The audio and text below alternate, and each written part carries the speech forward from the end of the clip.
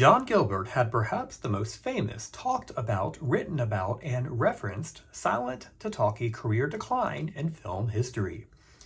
According to film historian Janine Basinger, John Gilbert carries the dubious distinction of being the official poster boy for the ruined by sound movie star. With the exception of maybe Clara Bow or Norma Talmadge, who countless folks have claimed were the inspiration for Lena and Singing in the Rain, no silent screen star has been more associated with talkie failure than John Gilbert. His career decline has even been the inspiration for recent movie portrayals such as Jean Dujardin in The Artist and Brad Pitt in Babylon, the huge silent star that faded into oblivion because he could not adapt to the changing times and technology. The most common and accepted as gospel truth misconception about John Gilbert's decline was that it was all attributed to his speaking voice in one form or another. His voice was too high, so it did not match the voice that countless female fans had built up in their head for the silent great lover. Or his voice was too old-fashioned sounding, too dramatic, and did not suit the new medium of talking pictures. Both of these apparent truths could not have been further from the truth. The reasons behind John Gilbert's talkie decline were far more complicated, layered, and bewildering than something as simple as the sound of his voice. While the rumors about his speaking voice have been squashed by most contemporary film historians, they still linger in popular lore. The stigma attached to his dramatic career fall is still there, attached to his name. What I hope to answer with this episode is why. Why did John's career fail so quickly, and why does popular culture still see him as the quote-unquote poster boy for the doomed silent film star? In addition to answering these questions with this episode, I also hope to prove that the creators of the film, The Artist, got the term correct, if he was in fact their inspiration for their title character. John Gilbert was an artist, decades ahead of his time, whose intense acting style foreshadowed the method intensity that actors like Brando, Dean, and De Niro would come to be lauded for years later. I will begin this episode reviewing his early life and silent film career and success before covering his brief transition to talkie stardom. I also have several clips to support my arguments about the artistry that he put into his acting. Like other stars I have covered, I first became aware of Jack, which is the name he usually went by, when I read about him in Chronicles of the Cinema. I also became aware of him in high school when I first became a Garbo fan, but more on her later. I also read about Jack Gilbert in depth in Mick LaSalle's Dangerous Men, an excellent book that provides detailed information about the leading men of the pre-code Hollywood era. His discussions about Jack's career were very enlightening and caused my knowledge of Jack to shift from a fascination about this man to a kind of obsession in finding out why this man had such a complicated story and unfortunate rise and fall. I read Dark Star, the fantastic biography of him by his historian daughter, Leatrice Gilbert Fountain. We found it to be an amazingly well-researched chronicle of her father's life and career, with primary source interviews from those that Gilbert knew and loved. I highly recommend it and thank Leatrice for the valuable information. The last thing that I will tell you before I trace Jack's career is a piece of information that will help you understand just how big a fall it was for him when the talkies hit. In the top money-making star polls that are still calculated today, John was number 10 in 1927 and number 5 in 1928, before slipping to number 22 in 1929, and eventually falling off the list altogether in the next few years. Now, let's start back at the beginning and find out what happened together. John Cecil Pringle was born in 1897 in Logan, Utah, to John Pringle, a theatrical producer, and Ida Clare, an actress. Ida and John got divorced when baby Jack was quite young, and she went back on the road as an actress, sometimes taking her son with her, and sometimes leaving him with family or other acquaintances. Until the age of 8, Jack went by the name of Cecil, which his mother gave him, until he switched to Jack later. When Jack was with his mother, he often appeared on the stage in her productions, beginning as a baby and going into his teen years. But sometimes Ida would tire of having her son with her and drop him off at various places, including at the home of a woman she barely knew on one occasion, who severely neglected young Jack. He eventually had a stepfather, Walter Gilbert, who Jack began to see as his own father, causing Jack to end up becoming Jack Gilbert. In 1913, Ida Adair Gilbert died of tuberculosis at the age of 39. According to Fountain, Jack wrote later, "Poor mother, all she ever wanted was to gloriously play New York. Nothing, no one else in her life was ever quite as important as that one fundamentally trivial goal. The fact was a grand tragedy of her life, but trivial or not, it was a goal and she made a grand try. That ought to count for something." As we can touch on later, there is a bit of eeriness to Ida's death at the young age as an unsuccessful actress that seemed to both fuel and foreshadow parts of Jack's later career. After his mother's funeral, Walter informed Jack that he could not afford to support him, so Jack was on his own at the young age of 14. He traveled to San Francisco, where he pretended to be 18 to find work.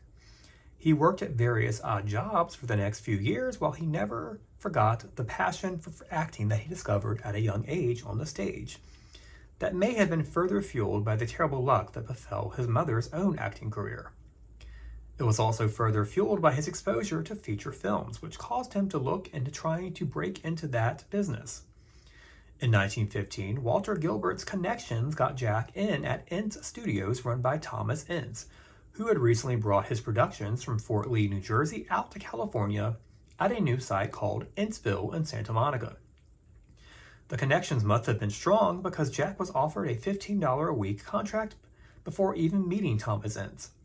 According to Fountain, Jack admitted later, "I became a bit hysterical. My moods ranged from a dancing, leaping euphoria to a black pool of disbelief and despair. I'm going to be a movie actor. I'm going to be a star." Jack eventually got into Inceville to see Thomas Ince, who offered him extra work, which he did for the next year. Jack's first featured role was in 1916's Apostle of Vengeance, which starred Western star William S. Hart and Nona Thomas. In 1917, Jack got his first leading role opposite star Enid Bennett in The Princess in the Dark. He played a hunchbacked boy in love with a blind girl. It was a romantic lead, but also a character part at the same time. According to Roland Lee, Jack was basically romantic lead material. Thrashing around like Quasimodo with pimples wasn't going to move him very far in that direction. But he really didn't care about the romantic lead business. Not even later. The more offbeat a part was, the better he liked it. Please remember that last sentence as we continue to investigate Jack's career, as it will better explain some of the choices that he made along the way. However, after Princess, which is sadly a lost film, Jack slipped back into supporting turns and/or the romantic leading man material that he apparently could take or leave. During this time period, Ince had merged with Triangle Studios and then pulled out, later moving on to Paramount and independent work. Jack was initially left behind at Triangle, eventually moving on to Peralta before going more or less freelance for a few years.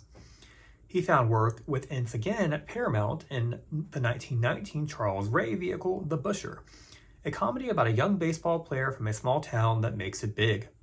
This film is interesting to note because along with Jack, Charles and Colleen Moore are also in the silent to talkie star category that I investigate here on this channel. As you can see in this clip, Jack is more or less a romantic man again.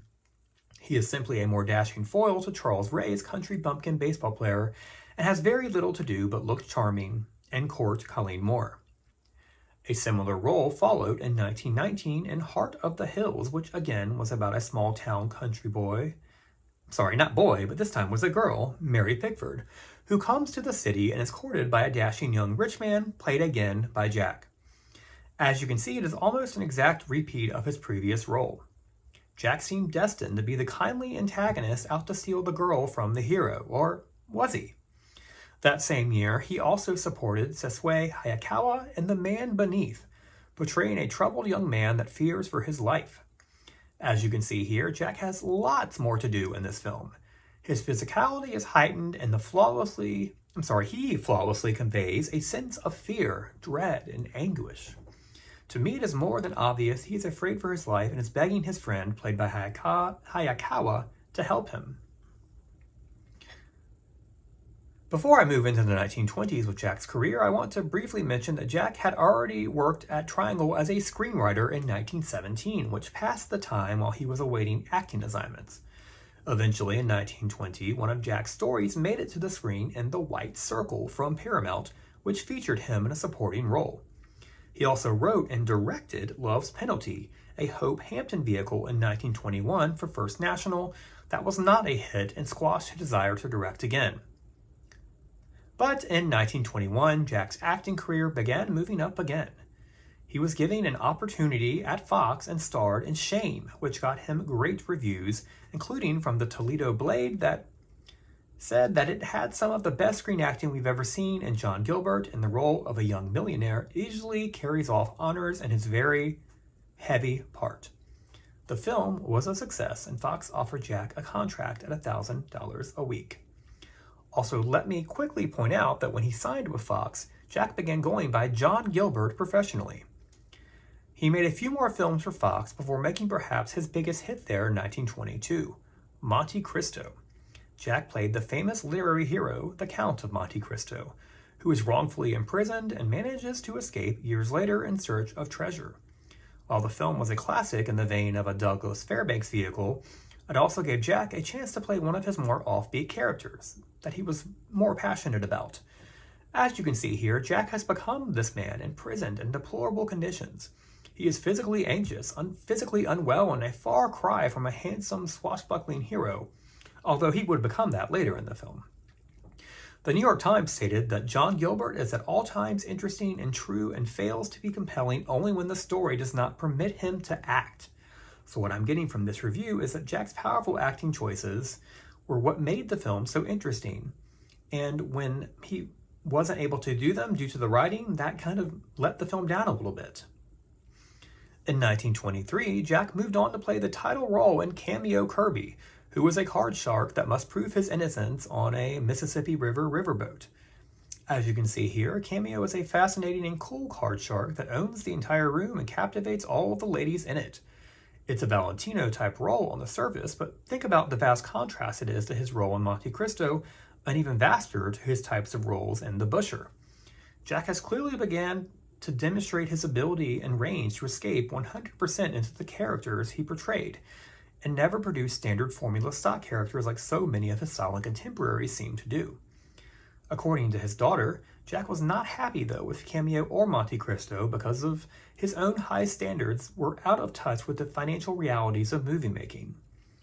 In addition to setting high standards for himself, Jack set high standards for his productions but ultimately was not able to see his production desires reach fruition due to budgetary restraints. Jack may have seemed quote-unquote high maintenance to folks in the industry, but here we are again with some of the beginnings of his artist-type work he was doing that I mentioned earlier. Jack carefully constructed characters similarly to the method actors of the 40s, 50s, and beyond, and desired production perfection much like many powerful directors, producers did later, like Lucille Ball or Desi Arnaz. Unfortunately, Jack did not get to move into producing like other stars of the era, as he seemed to have had a knack for wanting the best out of every possible aspect of his productions. Jack made a few more films for Fox, all sadly lost, before getting offered the chance of a lifetime, or so he thought, in 1924. Stay tuned.